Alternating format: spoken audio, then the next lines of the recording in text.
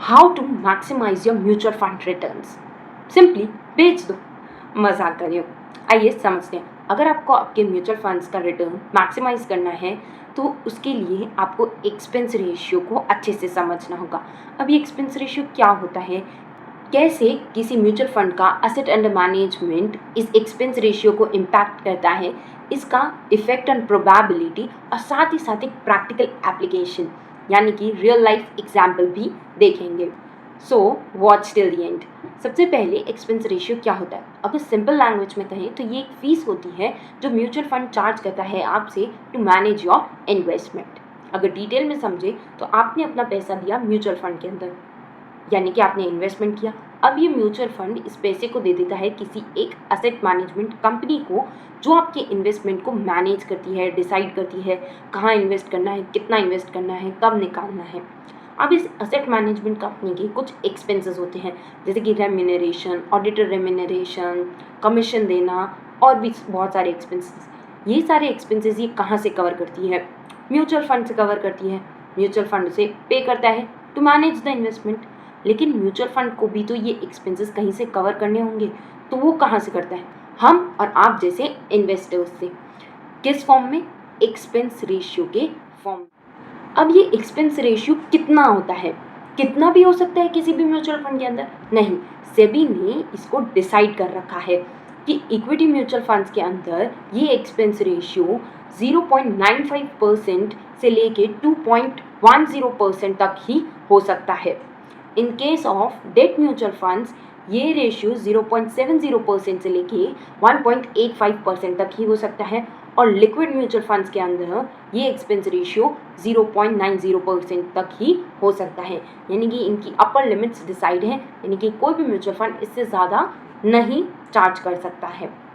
अब asset under management इस expense ratio को कैसे इम्पैक्ट करते हैं, इसको समझते हैं एक रियल लाइफ एग्जाम्पल से।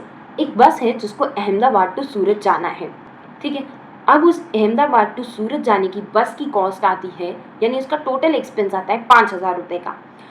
अब एक इंसान को अर्जेंटली जाना है सूरत, तो वो इस बस में बैठा और कोई पैसेंजर नहीं है, तो उसको कितना पे करना पड़ेगा, 5,000 रुपये पे करने पड़ेंगे।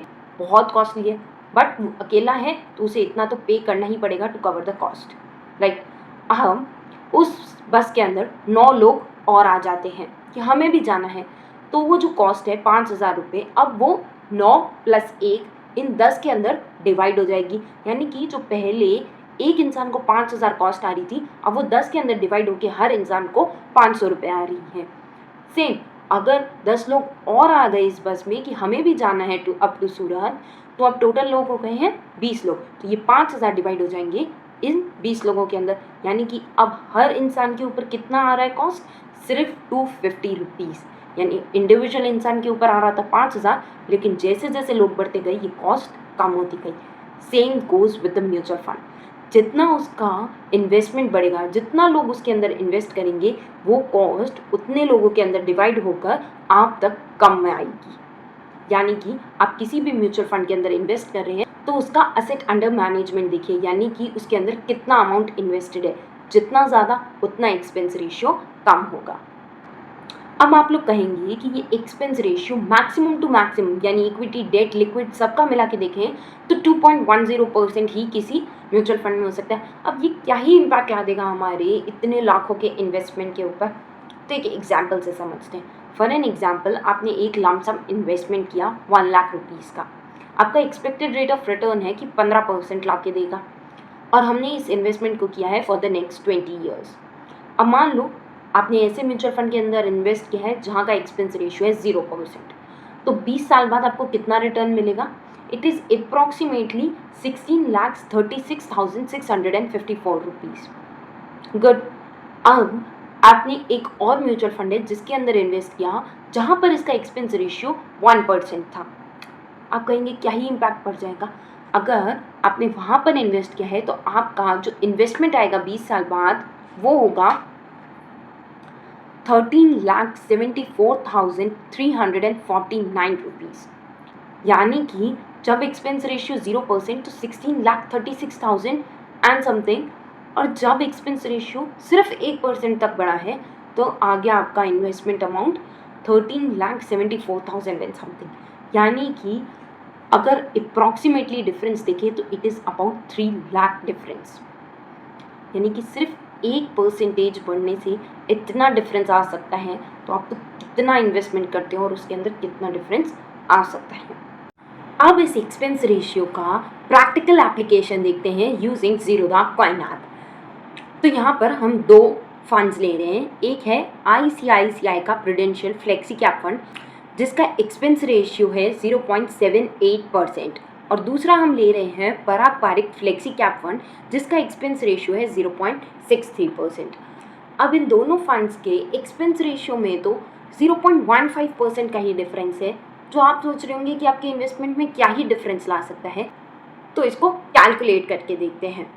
अगर मैं एक SIP शुरू करती हूँ दोनों फंड्स के अंदर विद 10,000 अमाउंट, रिकरिंग भी मेरा 10,000 ही है monthly for the next 20 years, और यहाँ पर रेट ऑफ ग्रोथ मैं ले रही हूँ 15%। यहाँ पर हम एक्सपेंस रेशियो डालते हैं सबसे पहले ICICI prudential flexi cap fund का, जो कि है 0.78%। अगर हम इसे अब कैलकुलेट करते हैं तो हमारा total invested amount is 24.1 lakh rupees. इसके एक्सपेक्टेड रिटर्न्स आ रहे हैं 1.37 करोड़ रुपीज़, और जो एक्सपेंस रेशियो की वजह से हमें अपॉर्चुनिटी कॉस्ट आ रही है वो आ रही है 16.11 लाख रुपीज़ की। अब हम पराग पारिक फ्लेक्सी कैप फंड का एक्सपेंस रेशियो डालकर देखते हैं, जो कि है 0.63%। तो वहाँ पर हमारा कैपिटल इन्वेस्टेड तो सेम ही रहेगा, that is 24.1 lakh rupees. Expected returns आ जाते हैं 1.4 करोड़, और एक्सपेंस रेशियो की वजह से जो अपॉर्चुनिटी कॉस्ट आ रही है वो हो जाती है 13.17 लाख। यानी कि एक छोटा सा एक्सपेंस रेशियो में चेंज जो कि 0.15% का था दोनों फंड्स के अंदर, आप अपॉर्चुनिटी कॉस्ट के अंदर डिफरेंस देख सकते हैं। एक आ रहा है 13.17 और एक जगह आ रहा है 16.11 लाख रुपीज़। यानी कि expense ratio can impact hugely on your mutual fund returns. So next time जब भी आप किसी म्यूचुअल फंड के अंदर इन्वेस्ट करें उसका एक्सपेंस रेशियो ज़रूर देखें।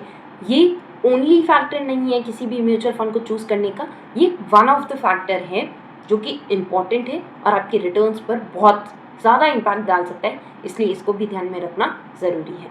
अगर ये वीडियो आपको इन्फॉर्मेशनल लगा हो तो अपने फ्रेंड्स फैमिली के साथ ज़रूर शेयर करें और चैनल को लाइक करें। ऐसी और वीडियोज़ के लिए चैनल को सब्सक्राइब करना मत भूलें। Till that, this is me Palak Sharda signing of.